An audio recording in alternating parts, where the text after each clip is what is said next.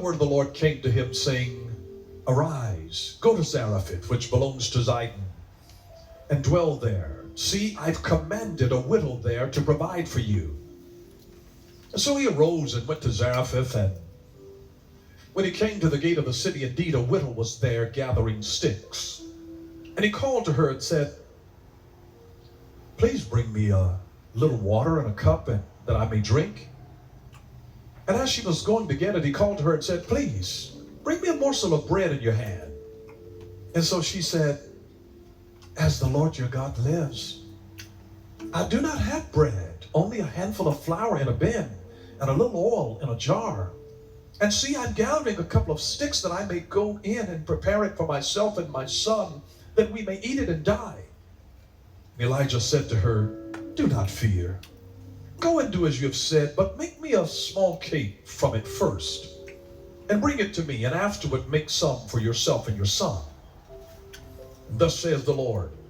Thus says the Lord God of Israel, the bin of flour shall not be used up, nor shall the jar of oil run dry, until the day the Lord sends rain on the earth.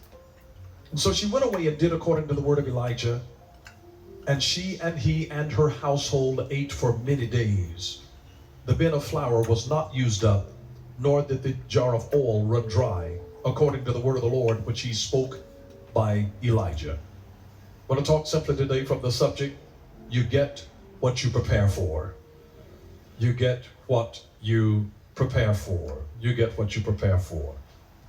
This was a woman that was at a very, very difficult time in her life. The best of us, no matter how well you pray, no matter whether you give your tithes or not, no matter whether you try to do all of the right things, you will go through some difficult times in life. It rains on the just as well as the unjust. It's not a matter of whether you're going to have difficult times.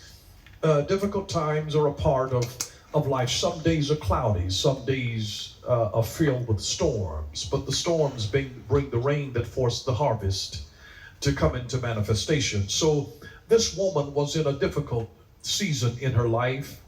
It was a time of famine, and here she was gathering sticks when things are real lean. She's gathering slender stuff to try to build a fire. Now, you may not be able to identify with people gathering sticks to make a last meal. Our sticks today are when you get down to nothing and you got to get to work, and you got to dig around in the couch to see if you can find some coins.